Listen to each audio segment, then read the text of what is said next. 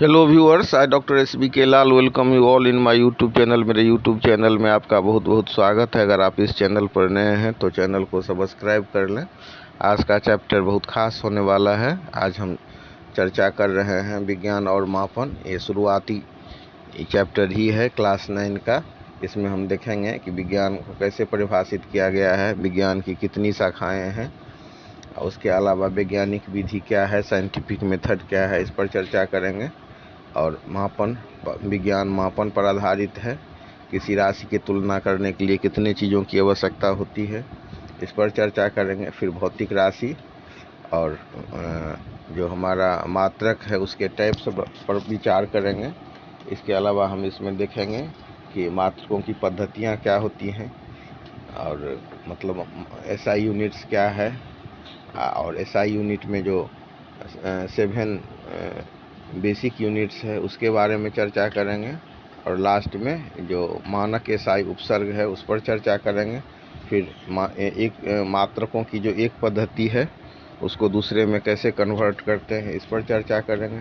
छोटा सा चैप्टर है लेकिन बहुत उपयोगी चैप्टर है। तो आइए शुरू करते हैं। सबसे पहले हम देखते हैं कि व्हाट इज साइंस। तो उसको जो परिभाषित किया गया है हिंदी में, सावधानी पूर्वक और क्रमबद्ध तरीके से किए गए प्रयोगों और परीक्षणों से प्राप्त ज्ञान को विज्ञान कहते हैं। अब विज्ञान की अगर हम शाखा की बात करें तो एक सजीव पदार्थ से संबंधित है और दूसरा निर्जीव पदार्थ से। तो जो निर्जीव पदार्थ से संबंधित है वो भौतिक विज्ञान है, फिजिकल साइंस। फिजिकल साइंस का संबंध निर्जीव पदार्थ और उसके संबद्ध घटनाओं से होता है, जबकि जीव विज्ञान का संबंध सजीव पदार्थों और उससे संबंधित घटनाओं से होता है। फिर जो भौतिक विज्ञान है उसकी भी दो शाखाएं हैं। एक है भौतिकी, जिसको हम अंग्रेजी में फिजिक्स कहते हैं, और दूसरा है रसायन शास्त्र, जिसको हम अंग्रेजी में केमिस्ट्री कहते हैं। फिर जीव विज्ञान की भी दो शाखाएं हैं। एक है पेड़ पौधों से संबंधित विज्ञान, जिसको हम वनस्पति विज्ञान कहते हैं, और दूसरा है जीव जंतुओं से संबंधित विज्ञान, जिसको हम प्राणी विज्ञान और अंग्रेजी में इसी को हम जूलॉजी कहते हैं। अब कोई भी जो वैज्ञानिक लोग काम करते हैं तो वैज्ञानिक विधि से करते हैं। तो इसमें हमने देखा कि सावधानी पूर्वक और क्रमबद्ध तरीके से किए गए प्रयोगों और परीक्षणों द्वारा प्राप्त ज्ञान को विज्ञान कहते हैं।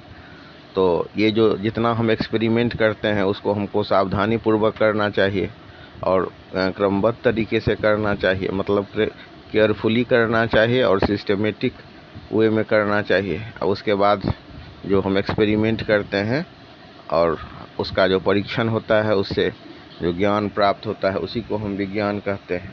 तो वैज्ञानिक जो चरण होगा, वैज्ञानिक जो मेथड होगा, जिसको हम की वैज्ञानिक विधि कहते हैं, साइंटिफिक मेथड, तो उसमें सबसे पहले जो भी घटना है उसको सावधानी पूर्वक ऑब्जर्वेशन किया जाता है। फिर संभावित कारणों का अनुमान लगाया जाता है। परीक्षणों और प्रयोगों द्वारा उनकी जांच की जाती है और जांच के आधार पर हम एक निष्कर्ष पर पहुंचते हैं। और जो आवश्यकता होती है तो उसमें विचार और सोच के हिसाब से हम उसमें जो ज़रूरत होता है तो ज़रूरत के हिसाब से हम अपरिहार्य परिवर्तन भी करते हैं। और अगर हम महान वैज्ञानिकों की बात करें तो विज्ञान को अपने अपने ढंग से उन्होंने देखा है। अंग्रेजी के साइंस शब्द से निकला है। अंग्रेजी में विज्ञान के लिए शब्द है साइंस, जो लैटिन के साइंटिया वर्ड से निकला है। इसका अर्थ होता है टू नो, जानना, और इसके लिए उर्दू में शब्द है इल्म। और हिंदी में हम जो विज्ञान कहते हैं, जिसमें विशेष ऐसा चर्चा किया जाता है कि विज्ञान में शामिल है विशेष ज्ञान।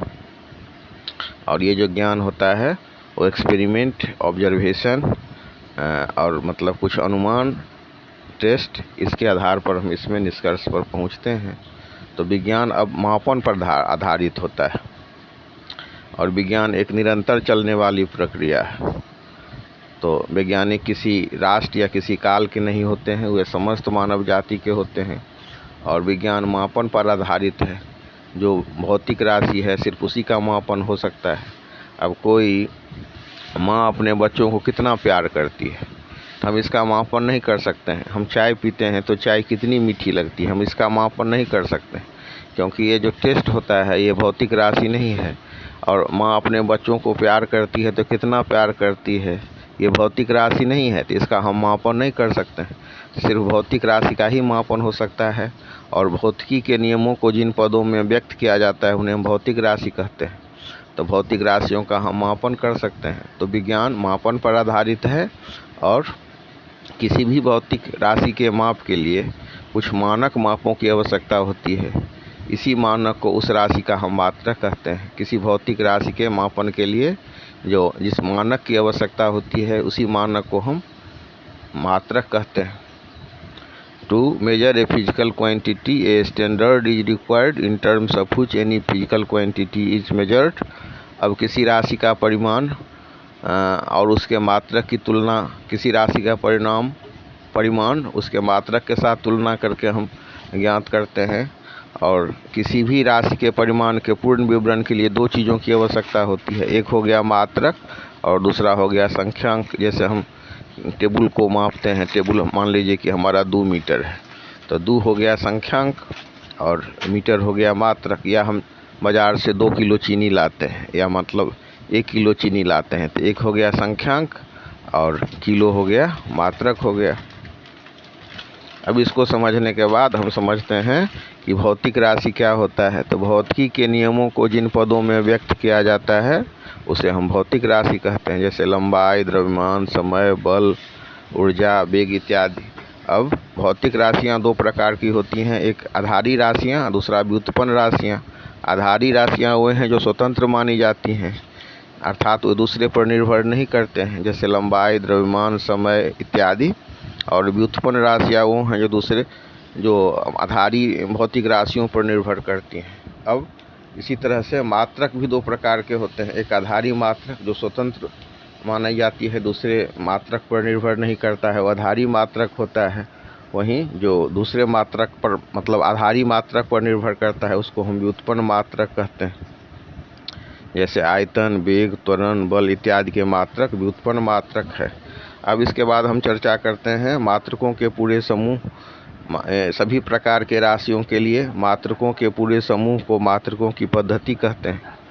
तो मात्रकों की पद्धति का क्या परिभाषा हो गया? सभी प्रकार की राशियों के लिए मात्रकों के पूरे समूह को मात्रकों की पद्धति कहते हैं। अब दुनिया में कुछ जो प्रसिद्ध प्रमुख मात्रकों की पद्धति है वो है FPS सिस्टम, यानी कि फुट, पाउंड, सेकंड। इसमें फुट क्या हो गया? तो लंबाई का मात्रक, पाउंड हो गया द्रव्यमान का मात्रक, सेकंड हो गया समय का मात्रक। उसी हिसाब से CGS सिस्टम सेंटीमीटर, ग्राम, सेकंड। सेंटीमीटर लंबाई का मात्रक, ग्राम द्रव्यमान का और सेकंड समय का। उसी हिसाब से MKS सिस्टम, मीटर हो गया लंबाई का मात्रक, किलोग्राम हो गया द्रव्यमान का मात्रक और सेकंड हो गया समय का मात्रक।